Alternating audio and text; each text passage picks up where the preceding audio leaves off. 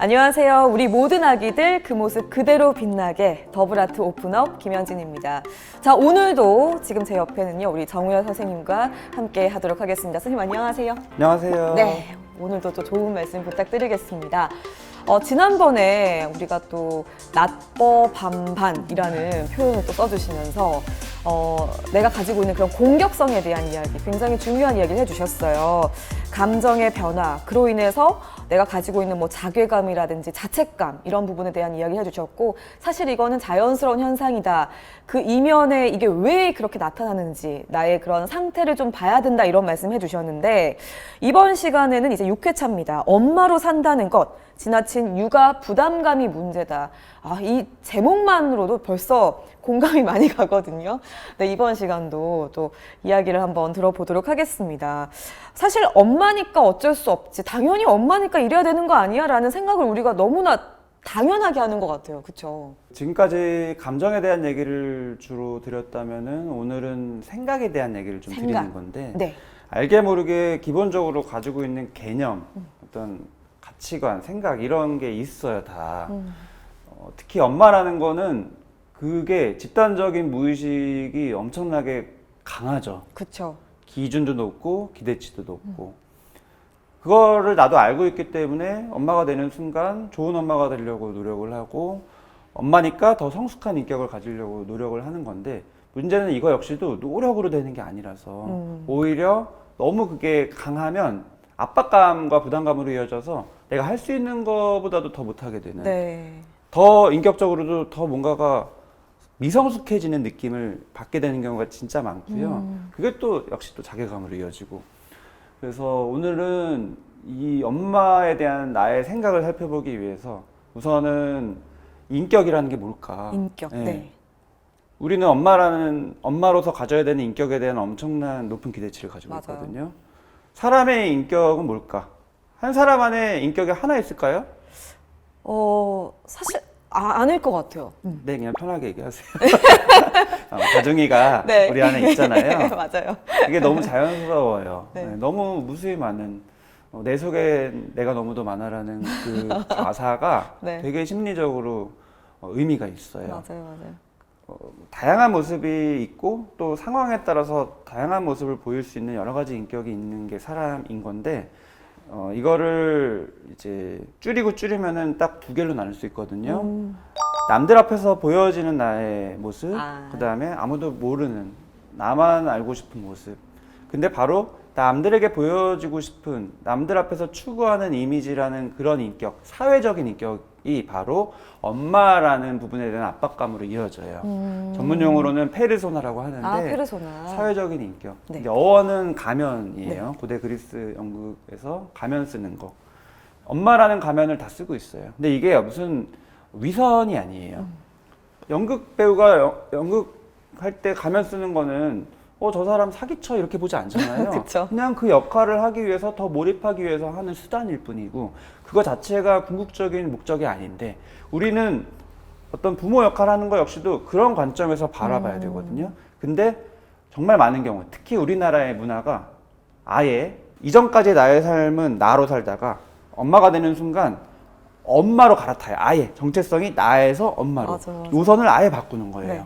그러니까 중심에 딱 엄마의 역할이 나의 오롯이 인생의 목적이 되고, 그거와 상관없는 거는 다 내가 너무 사치하는 거거나 이기적으로 행동하는 거거나 이런 식의 구도가 돼요.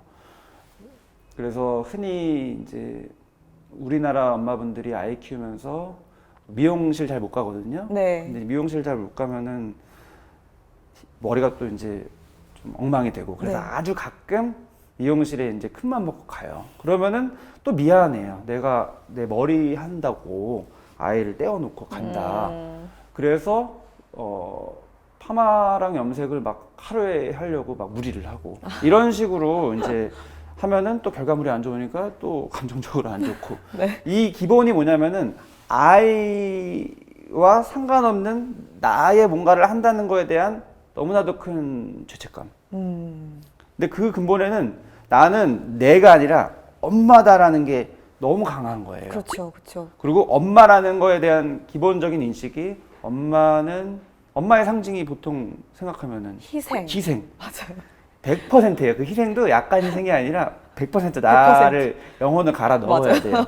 100% 희생, 100% 헌신, 사랑. 맞아요. 나는 비웃으로 이제 좋은 거. 막 이런 식으로 생각을 하는데 문제는 사람이 그런 존재가 아니라서 자기를 부리면은 불만족이 쌓일 수밖에 없고 엄마라는 거는 아까 말씀드렸다시피 역할일 뿐이어서 네. 자기를 잃어버리는 거는 너무너무 위험해요. 예전에 프랑스 육아 관련된 책도 많이 나오고 이제 좀 이슈가 됐던 적들이 있어요. 근데 요즘에 다시 이슈가 되더라고요. 요즘 시대가 그걸 좀 공감하게 된 시대가 된 거예요. 네. 그 당시에는 좀 너무 앞서갔던 흐름이었는데 뭐냐면은 프랑스 엄마들은 우리나라 엄마들이 가장 많이 죄책감을 느끼는 것 중에 하나가 바로 모유수유거든요. 네. 내가 아이를 모유수유, 완모를 못한다. 완전 모유수유를 못하고 뭐 혼합수유를 하거나 아니면 처음부터 분유를 먹이는 또는 모유수유 기간이 좀 짧았다고 스스로 생각했었을 때 나는 좋은 엄마가 아닌 맞아. 느낌을 굉장히 많이 받는데 네. 프랑스 엄마들은 모유수유도 굉장히 짧게 하고 그거에 대해서 자책감도 없고 그 다음에 또 많은 엄마들이 자책감 가지는 게 일을 하는 거. 내가 아이를 키우는 엄마인데 내가 아이를 방치하고 일을 하러 간다는 거에 대해서 또 자책감을 가지는데 프랑스 엄마들은 그런 게 또 없어요. 미용실도 가고 그래서 생각을 잘 들어보니까 나는 난데 엄마라는 역할에만 나를 한정 지으면 아이가 20년 후에 다 크면 네. 그럼 난 뭐가 되냐? 그렇죠. 그렇죠. 근데 이게 되게 중요한 생각이에요. 네. 실제로 많은 경우에 특히 우리나라에서 전통적으로 많은 엄마분들이 바로 이런 어려움이 있었어요. 아이를 키울 때 헌신하는 거 뭐 좋다 쳐요. 힘들지만 뭐 그게 사실 근본적인 행복이 아니지만 행복이라 쳐요. 그래도 진짜 문제는 나중에 아이들이 이제 떠날 때 나타나죠. 빈둥지 증후군. 그래서 그때 뭐 갱년기랑 거쳐서 그럴 수도 있지만 굉장히 자기의 정체성에 대한 혼란이 찾아와요. 나는 뭐냐? 그럼 지금까지 나 뭐 한 거냐?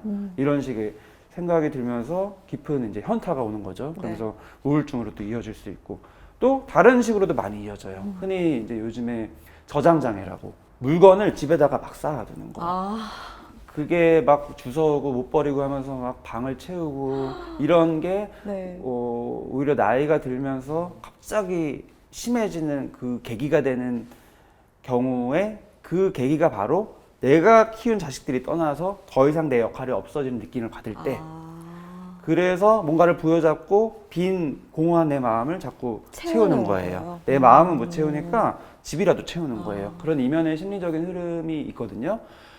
잘 보면은 이게 바람직하지 않다는 거예요. 정체성에 대해서 고민을 잘 해보셔야 돼요. 네. 정체성 하면은 보통 정체성이 뭐냐? 이렇게 질문을 한번 해본다 쳐요. 엄마분들한테 정체성이 뭐예요? 질문하면은 나 엄마죠 뭐 이렇게 생각해요.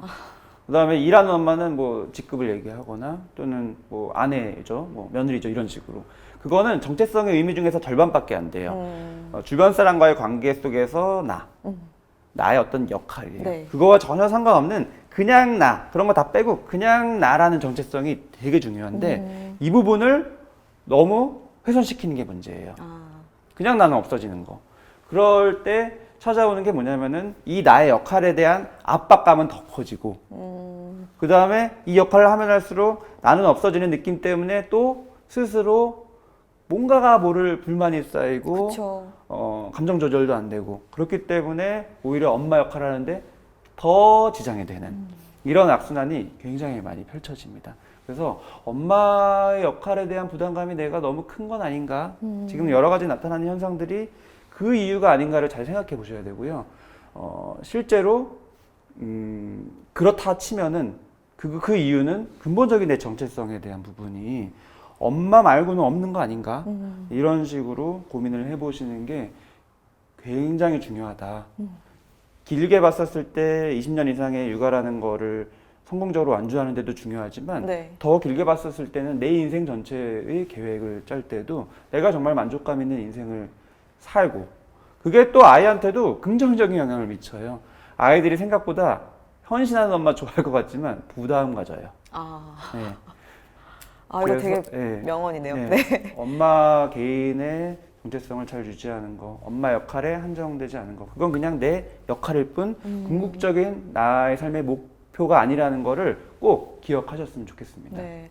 그래서 이와 관련해서 저도 제 동생이랑 몇 번 이렇게 이런 부분에 대해서 이야기를 한 적이 있는데, 우리가 어렸을 때 엄마의 모습을 이렇게 떠올려 봤을 때, 아, 그래도 엄마가 이렇게 뭔가 일하러 갈 때 엄마의 모습이 참 기억에 남고 되게 멋있어 보였다는 생각이 들거든요. 네, 네. 그런 부분을 생각한다면 사실 너무 헌신하고 나를 이렇게 없애는 것보다는 결국에 나를 이렇게 계속해서 잃지 않고 가는 게 굉장히 중요하겠구나라는 걸 오늘 그 정체성에 대한 이야기를 해주셨습니다.